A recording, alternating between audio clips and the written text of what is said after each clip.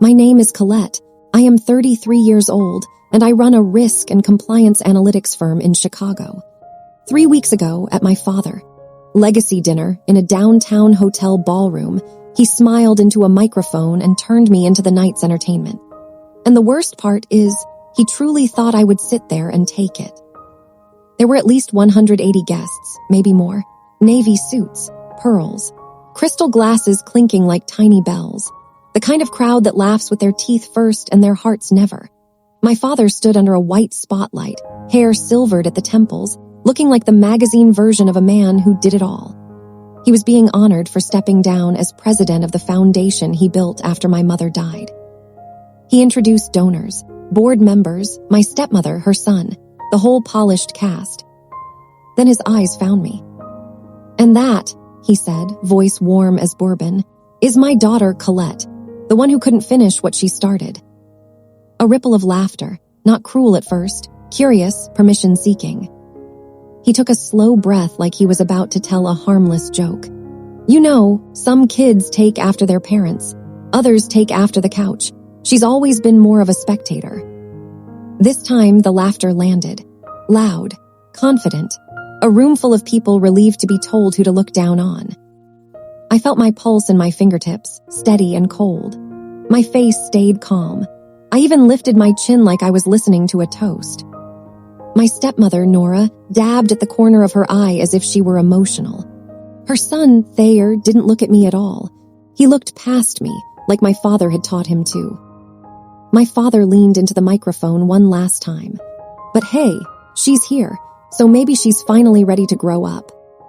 I stood. The room quieted in that strange way ballrooms do, as if even the air is trained to behave. I raised my glass, the bubbles popping softly against the rim, and I smiled. Not angry, not shaky, just finished. "Congratulations," I said, clear enough that the closest tables heard. "This is the last time you'll ever get to use me as a punchline."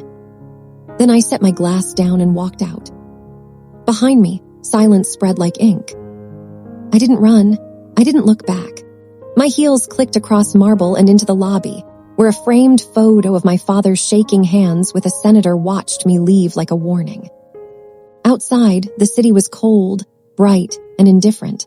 I made it halfway to my car before I heard quick footsteps. "Colette," Nora's voice, tight, panicked, the mask slipping. "Stop right now." I kept walking, because stopping is what I did for most of my life, and I was done being trained. Her hand caught my elbow, harder than she meant to, or maybe exactly as hard as she meant to. I turned slowly and looked down at her fingers until she let go. "What do you think you're doing?" she hissed, smiling for the valet like she was just saying hello. "You embarrassed your father." I let the sentence hang there between us, like a wire. The truth was, I hadn't embarrassed him. He had simply met a version of me that no longer flinched. My father appeared in the doorway a second later, shoulders rigid, face tight with that private rage he saved for family. "Get back inside," he said quietly. "Apologize now." "No." It came out calm, almost polite. His eyes flicked, calculating the valet, the cameras, the hotel staff. Even in anger, he was a man who managed optics. "You don't get to walk away," he said. "Not after everything I've done for you." I could have laughed then, but I didn't. I only nodded once, like I was acknowledging a familiar lie. "Dad," I said, "you stopped doing things for me a long time ago. You just never admitted it out loud." His jaw flexed. "If you leave like this, you're done. You'll get nothing, no support, no connection, no place in this family." There was a moment, a tiny flicker, where I wondered if the threat would still work. If the old fear would reach up through my ribs and grab me like it used to. It didn't. I opened my car door and slid into the driver's seat. Nora's breath caught. My father stepped forward like he might physically stop me, like I was still 20 and still his. I looked up at him through the window, and my voice came out softer than I expected. "You can't take away what I built without you." His expression faltered at that, just for a second. Confusion, sharp and sudden, like he'd heard a door unlock somewhere he didn't have a key to. That was the moment my phone buzzed, with a notification from my operations director. The subject line made my stomach go perfectly still. It said, Hartford Foundation contract renewal received. They want 5 more years. They are requesting a face-to-face meeting with ownership.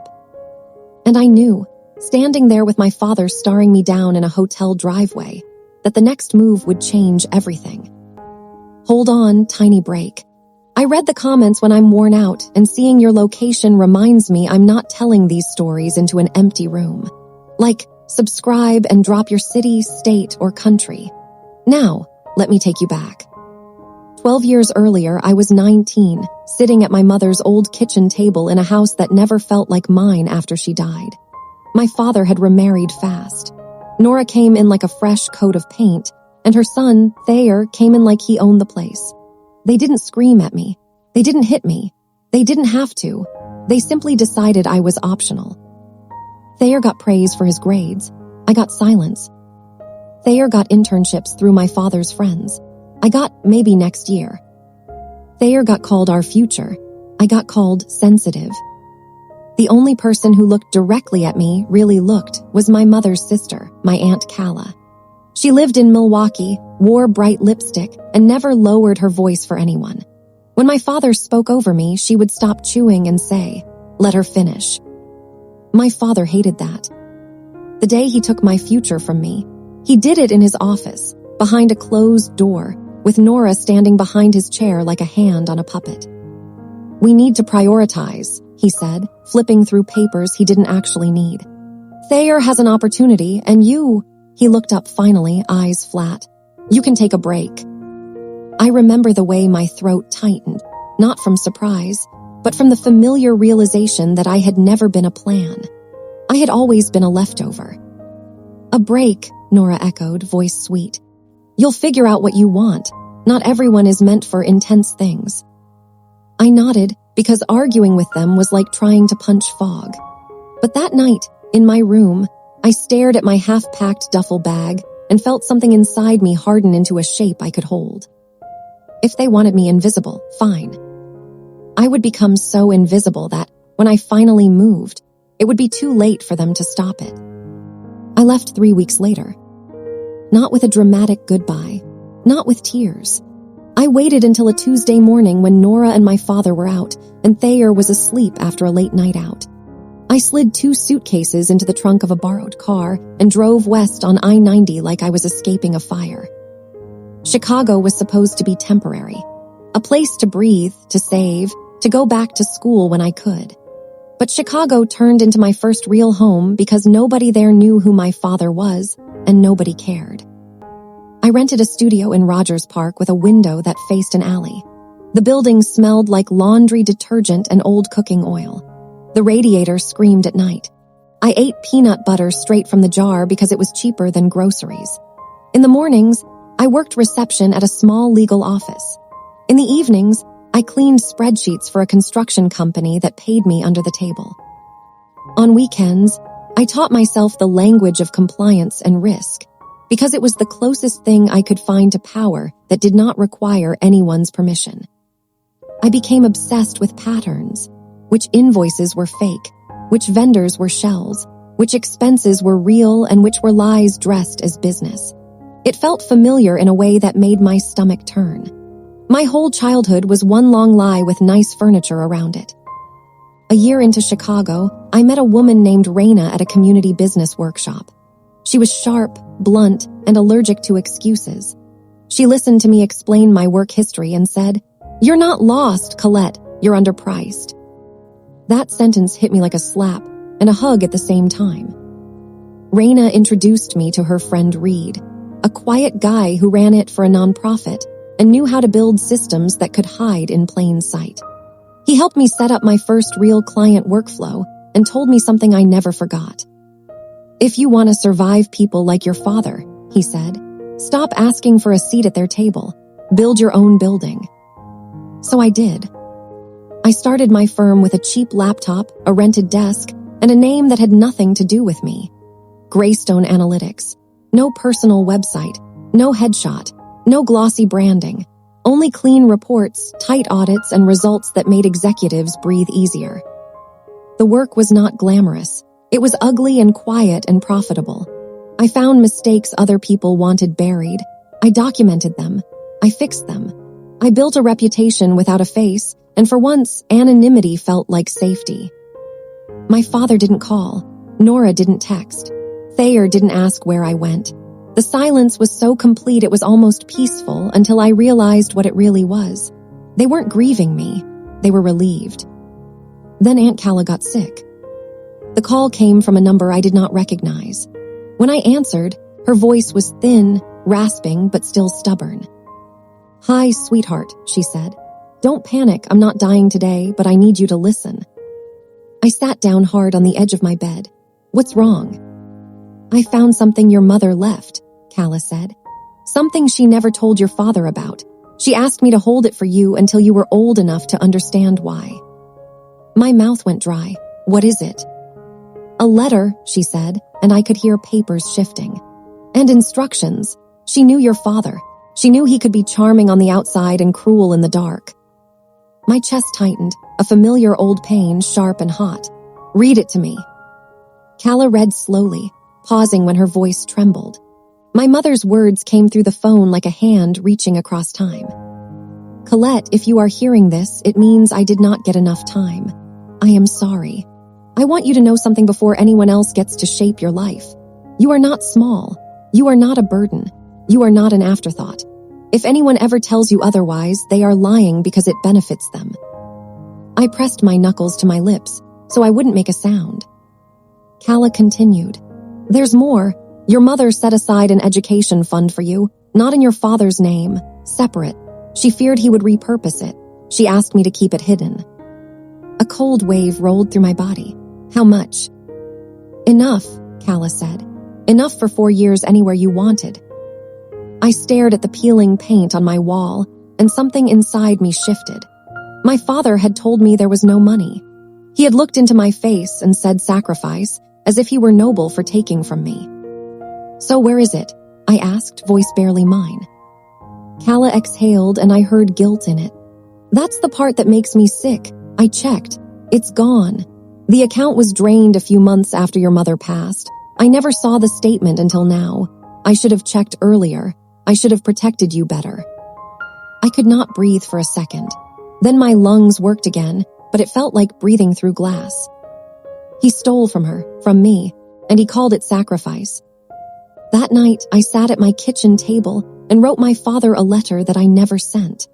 I wrote every word I wanted to scream, every memory I wanted to throw at his feet, every betrayal I wanted to make him admit.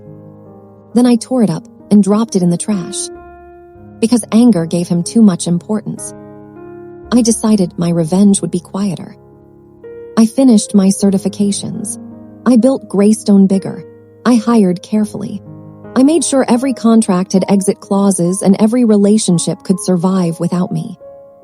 I kept my face out of the light, but I started shaping outcomes in rooms I would never enter. And that is how, years later, I ended up sitting in my car outside that downtown hotel after the legacy dinner, reading a notification about the Hartford Foundation wanting a meeting with the ownership of my firm. Because the Hartford Foundation was my father's world. And he had been depending on my work without even knowing my name. I did not go straight home after the dinner. I drove until the streets emptied and the city softened, until the lights blurred and my hands stopped shaking on the wheel. When I finally parked, it was outside my office building, dark and quiet, the glass reflecting a woman I barely recognized. Calm, older, finished apologizing for existing. The Hartford Foundation meeting was scheduled for Friday morning. I did not warn anyone. By Thursday afternoon, my phone was already lighting up. Unknown numbers, blocked calls, voicemails I did not listen to. My assistant told me my father's name had come up twice at reception. He had not been let upstairs. Friday came anyway. I wore a simple gray dress and flat shoes. No armor, no performance, just me. When the board members filed into the conference room, I recognized half of them from old photographs on my father's walls. Men who used to pat my head and ask what I wanted to be when I grew up, already knowing the answer did not matter. They sat, smiled, thanked Greystone Analytics for years of exceptional work. Then one of them asked the question they had circled carefully. "We would like to formally meet the ownership." I nodded and closed my laptop. That would be me. Silence does strange things to powerful people. It stretches, it resists, it waits for someone else to fix it. My father stood so fast his chair tipped backward. "You," he said, not loud, not soft, like a word that should not exist. "Yes," I said, "me." Nora gasped. Thayer's face went slack, like a mask sliding off. "This is a misunderstanding," my father said. "This is not appropriate." I folded my hands on the table. "It is appropriate, and legal, and documented. You have been contracting with my firm for 5 years. One of the board members cleared his throat. "Richard, is this true?" My father did not answer. He stared at me like I was a trick mirror.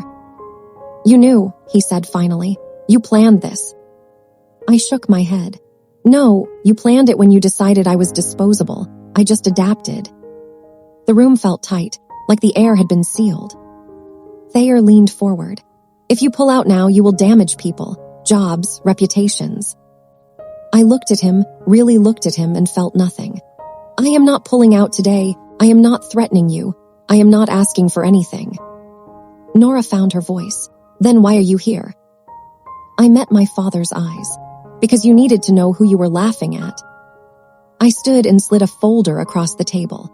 Inside were performance reports, savings summaries, and one final document on top. A termination notice, effective in 60 days. My father's breath stuttered. "You can't." "I can," I said, "and I am." One of the board members spoke carefully. "Colette, would you reconsider under revised terms?" I thought of my mother's letter, of Aunt Calla's voice, of the girl who learned to survive by becoming invisible. "I am reconsidering," I said. "I am choosing myself." The meeting ended without shouting, without threats, without closure for them. They left in pieces. In the weeks that followed, my father tried everything. Lawyers, mutual friends, old stories rewritten to paint him as confused, wounded, betrayed. It did not matter. The contracts were clean. The truth was quieter than his narrative, but stronger. Greystone replaced the foundation with 3 smaller clients who did not require blood ties or silence. I did not attend the gala. My father canceled that winter. I did attend Aunt Calla's memorial in Milwaukee, where I spoke without shaking and told the truth without nomming villains. People cried anyway. Last month, I changed my last name back to my mother. I did not announce it. I simply stopped answering to the one that hurt. Sometimes, late at night, I imagine that ballroom again. The laughter, the spotlight, the moment my father thought he still had control. And I feel something like gratitude. Because that night did not break me. It finished me.